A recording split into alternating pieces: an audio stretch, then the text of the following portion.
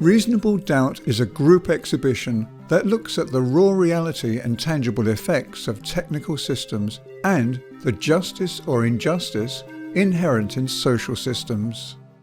The group exhibition Reasonable Doubt questions the inherent degree of justice of social structures, out of an urgent awareness of the consequences and shortcomings implicit in the term equality.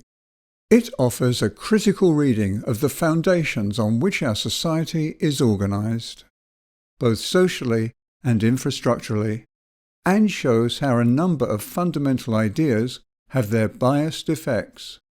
It addresses the day-to-day outcomes of concepts such as equality and neutrality within systems of justice, technology, and access to public space and facilities.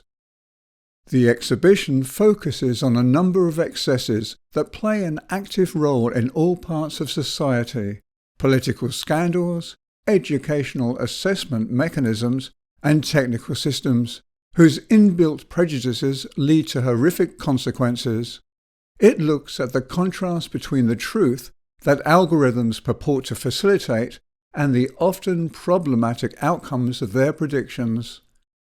The foreground of progress veils the inherently biased rationale at these activities' core, while intrinsic advantages and disadvantages determine the eventual consequences.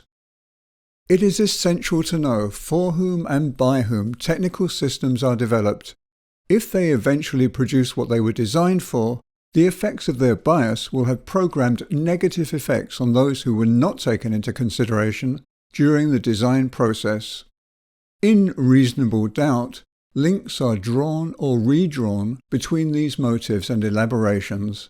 Technology, in the broadest sense, is literally a means that is observed and examined as a way of scrutinizing design social structures and facilitating technologies. The contributing artists look critically at the architecture and digital infrastructure used to observe, control, and facilitate contemporary existence. On the one hand, the exhibition looks at these systems' raw reality and tangible effectuation, and on the other hand, it provides space for subversive adaptations of these technologies and devotes attention to other perspectives and possibilities in a critical, productive way, all considered with reasonable doubt.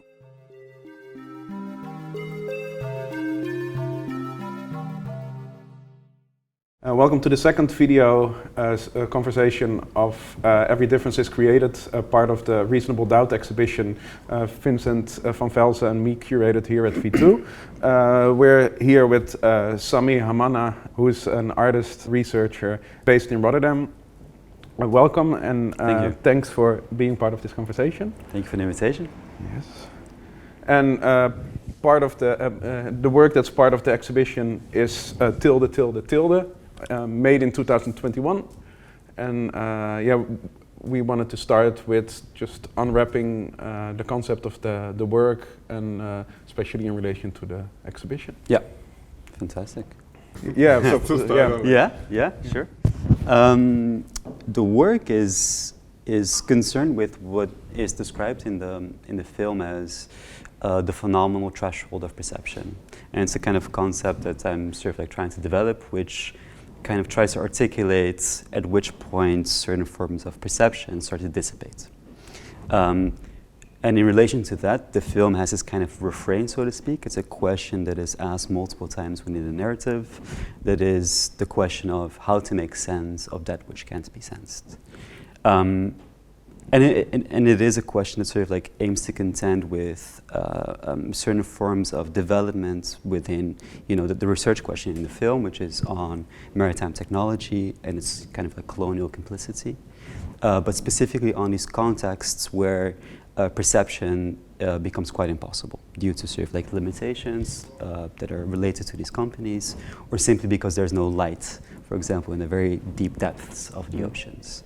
So the work tries to sort of like think and trace the relationship between the practices of the 16th, 17th century practices of the Dutch East India Company, specifically their wooden ships, in relationship to contemporary cable-laying vessels, which lay down on the sea cables that allow us to have global forms of communication. So the film kind of like maps out these kind of infrastructures, vehicles, and tries to compare them and asks the question, is there a reproduction of colonial violence present within the contemporary manifestations of these vehicles? That's kind of ultimately what it's about, I think. Yeah. And then the focus is mainly in the sense of visibility, like what is, let's say, in the eye, and how do we relate to certain histories that are still very present but invisible, because it's in a sense it's a history, so like it's there but it's not really there, as in like you can sense it although you feel it, and you like the same routes, for example, of the ships are still in place, and the ships from the 17th century kind of had the same routes as the what is it, like the direction, or like the routes of the cables, basically. Where they're placed, indeed. Yeah. And how do you see this relationship actually? I think it's interesting to think about this by sort of like summoning the figure of the ocean, right? And I think the ocean in its verticality has a really good way of kind of like illustrating this similarity and also difference. You know, similar to like land mass, like, you know, land, oceans also have layers, right? Like it's of course liquid, but there's like layers that you could sort of like designate. And some of these layers you could refer to as photic zones. So the kind of like top layer where like light penetrates the water body. Certain things are visible, right? Like you could see it, you could perceive it with your eyes. But like when we talk about like the very kind of like, you know, deep sort of like layer of the ocean where these cables reside, this layer is called the aphotic zone, kind of designating that light doesn't really reach this point. So you could kind of like map it out on a sort of like vertical image, so to speak, where, for example, the vehicles, you know, operated by the Dutch East India Company, they were adorned with all these symbols and all these sculptures of kind of, you know, imposed colonial power. But these cables are, you know, like it's not to say that they don't have a visual culture, but it lacks all these kind of like images that are, you know, presented. So I think this kind of like mapping exercise of both of these vehicles could also happen on kind of like vertical axes, where, you know, previously it was very visible, all the, you know, all these kind of like images, etc., etc. Also like a very different temporality, because it took way longer to go from A to B. But now we're talking about like a cable that's on the bottom of the ocean, that's not really perceivable, where, you know, information travels at basically light speed, right? And that makes it very difficult, I think, to sort of like investigate the political complicity of what happens with these cables. So then, you know, it's almost again this question of like, how do you make sense of that which can't be sensed in this, you know, in the sense of looking at it. So then you have to rely on different sort of like, you know, elements of investigation, where you have to kind of rely on, you know, forms of found footage. You have to rely on you know, cartography, on mapping. But then it remains, you know, fundamentally a speculative question, right? Like you can really pinpoint it and say, well, you know, these practices are taken over and are being reproduced, and those aren't. You know, it becomes quite a difficult task, I think. Mm-hmm. Because the lack of symbols and the lack of visibility in that sense. Yeah, yeah. Exactly. And also how we relate to it as a society, like, or as people, like, it's easy to point at a problem when it's visible. Yeah. You know? Yeah. As far as we can talk about problems, but yeah, legacies or, yeah. And it's of course also both have their invisibility in it, but the cables, of course, it's for security reasons. They want to either close it off or bury the point where it comes on shore. Yeah.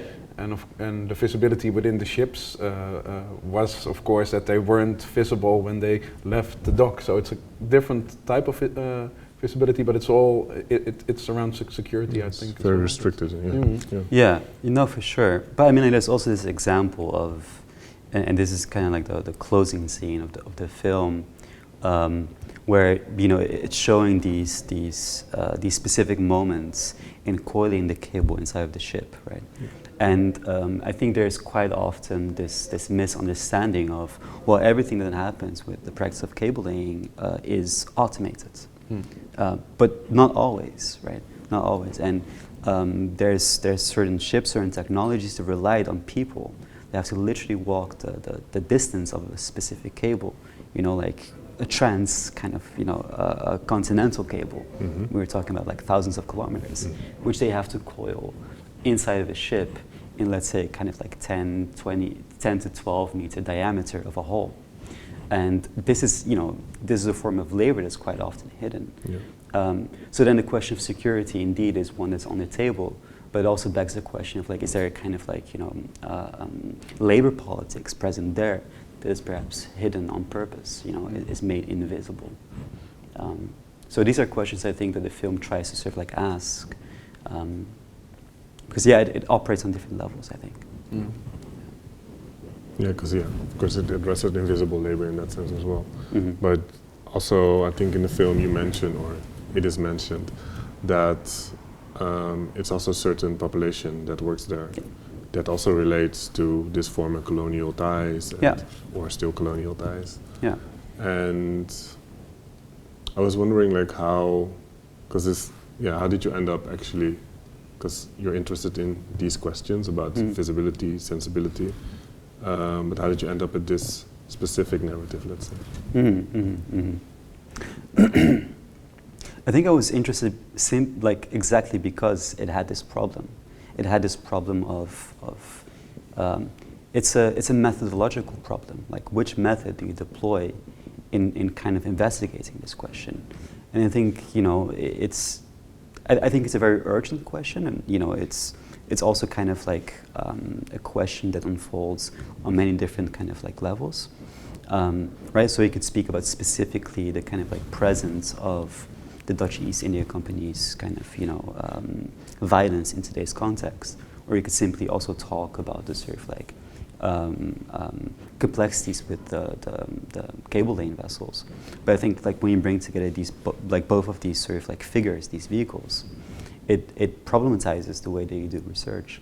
And I think that's a very exciting and interesting, perhaps even urgent, question of how to engage with, you know, which you could call transdisciplinary research. You know, like bringing together forms of artistic research, bringing together forms of kind of philosophical, conceptual research.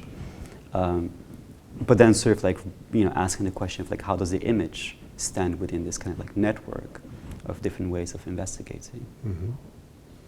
And I think you also shot some footage yourself? All of it. Almost, yeah. Yeah, okay, like, but then some are maps and those are pre-existing, but in a sense that there were some restrictions also making the footage or like recording. Or certain scenes, certain images,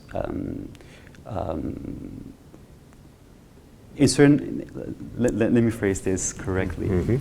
In some of the spaces that the images are shot in, you can bring in a video camera, cinema camera. It was only possible to bring in a photo camera. So there was some kind of bending of rules perhaps that was necessary in order to capture the movement also of how these lines on the maps actually kind of like, you know, went from A to B. And then to sort of like rely on that and asking the question of how that happens within the context of cable laying, of cable laying. Okay.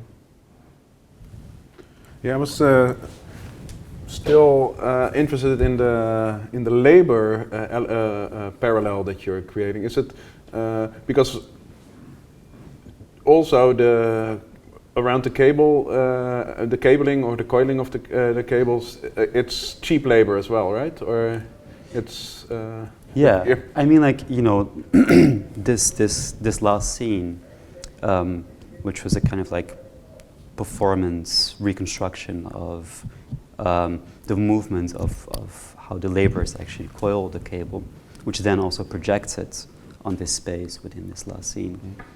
In that video, in the projected video, you could clearly see, you know, two white male captains walking around, pointing at stuff and explaining stuff. And the other bodies that are actually doing the work were bodies of color or black people, right?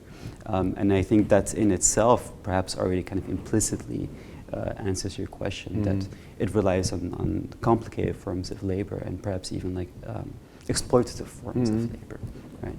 Yeah. Yeah, it's an interesting. Yeah, well, in relationship to the security of the locations and the cables itself, it's an interesting one that we still end up going for the cheapest labor instead of another way of course securing that would overpay somebody to keep quiet. But it's But I mean, like, it's also, I think it's also present on the way that wealth is acquired in Europe, right? The wealth that the Netherlands was able to acquire because of what they did, which then allows for certain kind of companies and certain kind of technology to be developed and be present in the Netherlands, which is then used to also kind of like leverage, a form of kind of like financial hierarchy over other nation states, and therefore also kind of being able to exploit labor. So, essentially. True. Yeah. Yeah, it's a continuation of the same structures in that sense. Yeah.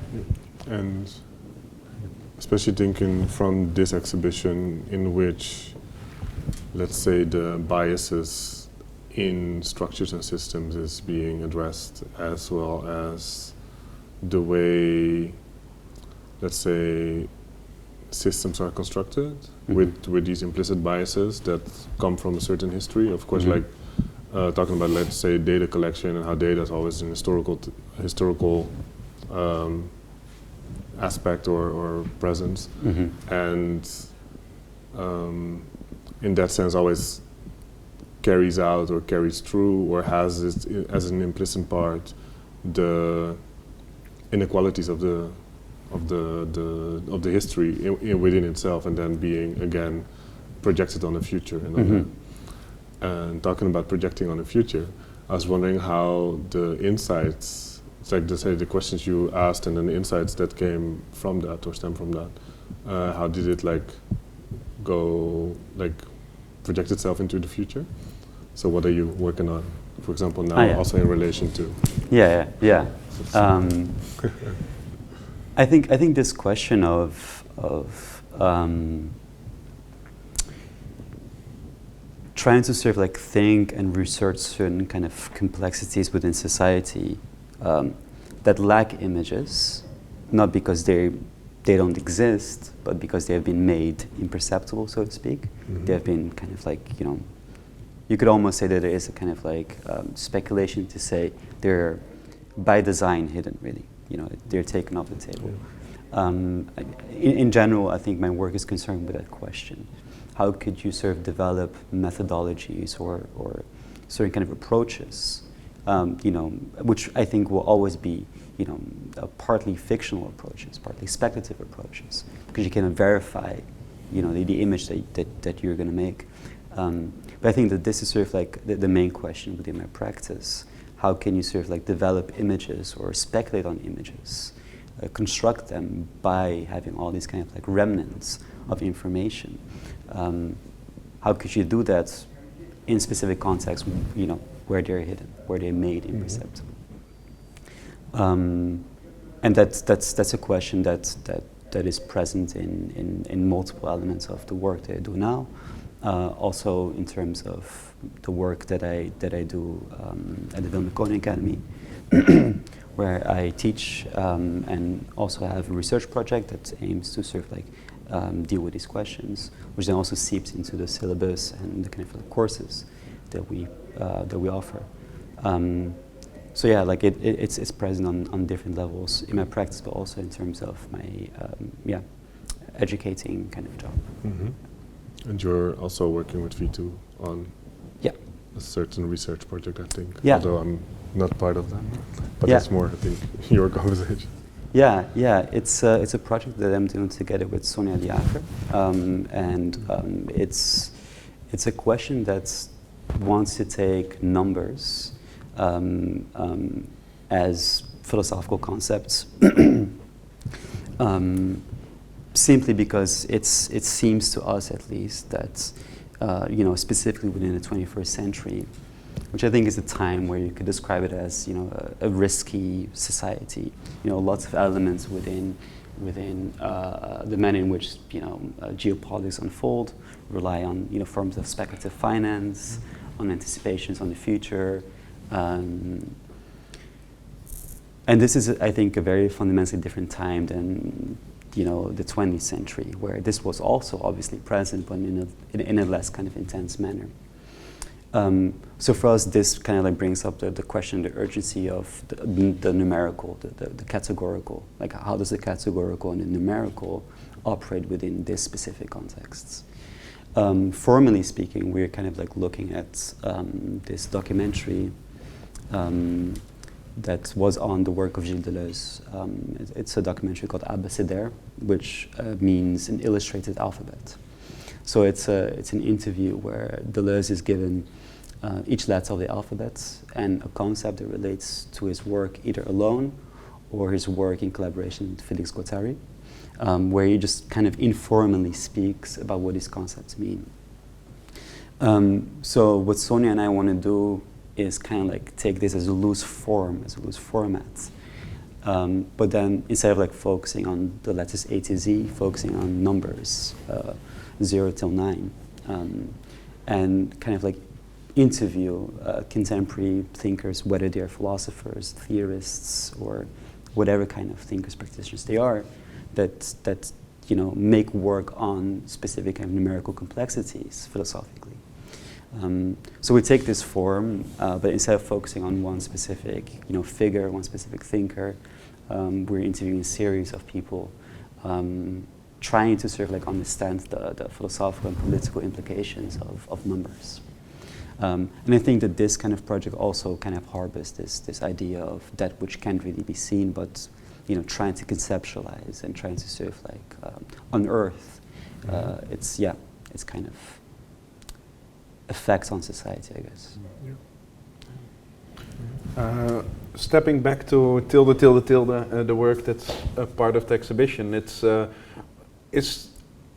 just to make sense, give an idea of how your practice works. You're looking at really large-scale systems, obviously, but can you see the images that's as starting point to make sense of these large systems, or? Yeah. I think this is, you could kind of describe it, which is also a concept that's present in the film, which I think you're alluding to now, this concept of the Interscalar Vehicle. And it's a concept that is articulated by Gabriele Hecht, and it's an idea which kind of like explains how important it is, in whatever kind of research project you're dealing with, not to be fixated on one scale, right? And I think that I'm not successfully doing this. I think there's still kind of like a universal, abstract kind of primary concern. But I think this is a fantastic proposition, this idea of the interscalar vehicle, where through the kind of like investigation or research that you're doing, you're reminding yourself that you have to travel between scales in doing this. If you're asking a question that is, let's say on a local, scalar level, you have to be able, pardon me, you have to be able to also kind of like look at it on a sort of like more global level. Like you could use different terminology for this, right? Like micro, meso, macro, etc., etc. But it's important to do that in order to access questions that operate both on deep time and human time, on kind of different sort of like spaces as well. And I think that's a question, that's an approach that I'm really interested in developing also within my own practice, to have not necessarily like a beginning and an ending point, but to be able to sort of like travel back and forth between questions that are present on different scales as well. And does that allow you to make sense of these large-scale systems, or would it give you more new insights? Like that's. Yeah, I think. Or maybe both. That's. Yeah, I think that's. I think it's a kind of like verticality as well, right? I think that will allow you to also understand the relationship between certain like large-scale events and how that unfolds. For example, in this specific space, in this specific locality. And I think it's a fundamentally important question, especially within specific kind of in this specific time actually of really complex technological infrastructures, right? Like how does a ship with cables affect a specific human being that does the work within inside such a ship? And I think this concept allows for kind of like being able to map and be perhaps a bit more precise in understanding how a specific kind of research result has an effect on this level and how it might be different on a specific other level. Mm-hmm. Yeah. I was thinking about like the in relation to what you're saying, of course, like the visual part of it, because of course it's about like the invisible and like the insensible, but at the same time, think about the visual arts, for example. Mm-hmm. The visual is quite present in that, let's say, and also I think you use it in a way as a form of I wouldn't, like, the word illustration is a bit weird, but in a way it's like kind of showing, like illustrating what you're saying and what you're trying to prove or trying to question. But I'm wondering like what your, like within your practice, your relation to the visible is and how you relate, like, when making a work, what does the visual do? Especially talking about these very abstract notions. I think they diagram, to use that word maybe. They have a kind of like diagramming function, I suppose. And when I use the term diagram, I'm kind of also invoking a specific definition that is present in the work of Deleuze and Guattari, where they see the diagram as a kind of like collection of specific functions. They're then, vectorized, so to speak, in relation to each other, which then kind of like becomes a way of talking about how something functions, how something exists. Perhaps it's a machine, and being able to map this out, to diagram this, and this doesn't only have to be, like a couple of lines with specific words, but also happens on the level of moving image, I think, and on the level of sound, and how you can sort of like effectuate these functions. I think that's the sort of like interest that I have within dealing with these questions. How could you kind of diagram them? How could you sort of like propose a certain kind of structure of how they operate? Yeah, I think that's pretty good, I think. Yeah, especially like having the work in the back of my mind as well as in the back of my body, physicality in this. Yeah. Like I think that makes a lot of sense. Yeah. Also think about mapping and how you use maps within your work. Yeah. At least within this specific work, of course. Yeah, absolutely, absolutely. One other train of thought is, and that's in other works in the exhibition as well, like mapping these systems could also like give tools to disrupt it as well, like from the work by Anna Riegler, who really looks at like the encyclopedia as starting point to certain machine learning tools now, to even Pablo, who who flips this idea around from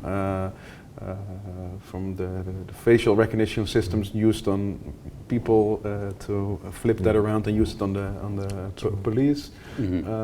So there's also, you're not necessarily addressing it in the film, but by just creating these, comparing these structures of the new structure on the existing existing structure, it also gives people the tools to disrupt it, or to at least approach it differently. That's a very kind and generous comment, I think, but I'm not sure. Yeah, I think perhaps, but I think that it's. Yeah, I think that the desire of the work is fundamentally to contribute to a specific discourse, and there's a bunch of very brilliant people that work on similar questions, and I think the desire I have with these projects is a bit more, I think a bit more low key, a bit more humble, where the desire is to really just kind of make a project work that contributes to a discourse, where it could perhaps put a specific proposition on the table. But yeah, like if people could see tools for disruption within this narrative, that would be lovely, really. Yeah. Yeah. When said, do you see any tools for disruption? I think there are a few, maybe. Even from humble position? No, I think it's a kind of.